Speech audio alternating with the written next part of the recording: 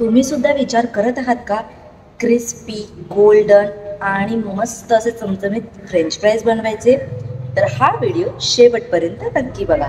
तर आज मी तुम्हाला दाखवणार आहे क्रिस्पी फ्रेंच फ्राईज बनवण्याचे काही सिक्रेट. तर चला तर मग रेसिपीला सुरुवात करूया. तर ना गाईज, मी ते 4 बटाटे घेतलेले आहेत. तुम्हाला ज्या क्वांटिटीमध्ये घ्यायचे असेल तितक्या क्वांटिटीमध्ये तुम्ही घेऊ शकता. बटाटे पहिलं स्वच्छ धुवून घेतलेले आहे. धुवून झाल्यानंतर त्याची साली वगैरे काढून घेतलेले आहेत. मी साल काढून झाल्यानंतर पुन्हा त्याला एकदा आपल्याला पाण्यात स्वच्छ धुवून घ्यायचं आहे. धुवून झाल्यानंतरची महत्त्वाची स्टेप आहे ती जी की फ्रेंच फ्राईज कसं कट करायचं. बिकॉज जर आपण जास्त पातळ कट केले तरी ते फ्रेंच फ्राईज खराब होणार आहेत आणि जास्त जाड कट केले तरी ते फ्रेंच फ्राईज खराब होणार आहेत. तर माझ्याकडे फ्रेंच फ्राईज कटर अवेलेबल आहे, पण मी तुम्हाला हाताने कट करून दाखवते.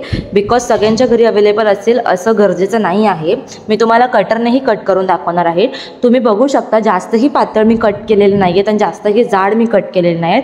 असे मीडियम कट आपल्याला करायचे आहेत, जेणेकरून फ्रेंच फ्राईज तळताना आपल्याला काही प्रॉब्लेम येणार नाही.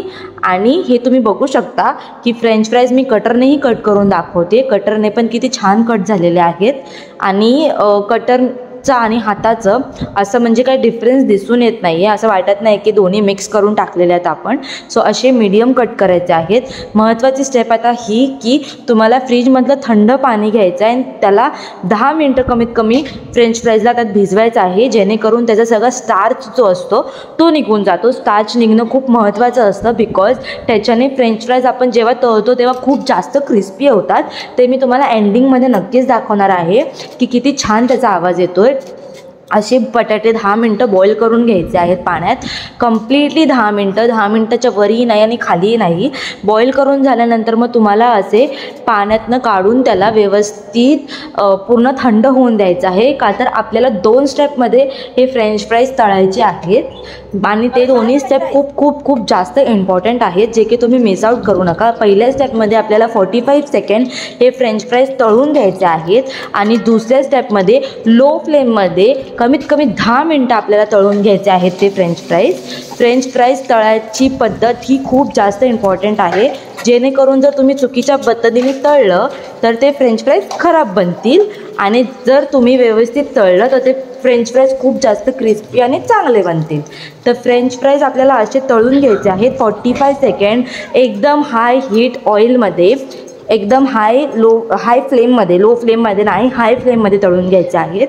तळून झाल्यानंतर मग तुम्हाला हे साईडला काढायचं आहे आणि पुन्हा थंड करायचं आहे. व्यवस्थित थंड करून झाल्यानंतर पुन्हा आपल्याला तेल गरम करून त्याला पुन्हा आपल्याला तळून घ्यायचं आहे.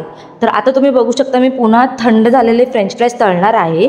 तर तेल पुन्हा मी गरम करून ठेवलं आहे. गरम करून झाल्यानंतर फ्रेंच फ्राईज जे थंड झाले होते ते मी आता ह्याच्यात टाकलेले आहेत. आता तुम्ही बघू शकता मी तुम्हाला दाखवणार आहे की किती छान आणि क्रिस्पी असा आवाज येतो या फ्रेंच फ्राईजचा. इतकं सुंदर आवाज येतो, म्हणजे सुंदर म्हणजे आपण बघू शकत नाही असं, पण ऐकू शकतो आपण की इतका छान आवाज येतो या फ्रेंच फ्राईजचा. चांगलं असं लो फ्लेममध्ये तुम्ही हे फ्रेंच फ्राईज 10 ते 15 मिनटं तळा. जास्त फास्ट फ्लेम करून घाई केली तर ते फ्रेंच फ्राईज करपतील आणि चांगले बनणार नाहीत. तुम्ही ऐकू शकता प्लेटमध्ये टाकताना किती छान असा आवाज आलेला आहे. एकदम कुरकुरीत फ्रेंच फ्राईज बनलेले आहेत. हे बघा, चाकूनी पण मी करून दाखवते. किती छान आवाज येतोय ना. सो असे हे छानसे फ्रेंच फ्राईज घरी बनवा, एन्जॉय करा. मी तर हे फ्रेंच फ्राईज कोकसोबत एन्जॉय करते. आता थोडंसं वरून मीठ टाका. मी तर पेरी पेरी मसाला आहे तेही टाकून कधी कधी एन्जॉय करते, पण मी तुम्हाला मीठ टाकून दाखवते बिकॉज पेरी पेरी मसाला आता अवेलेबल नाही आहे घरात.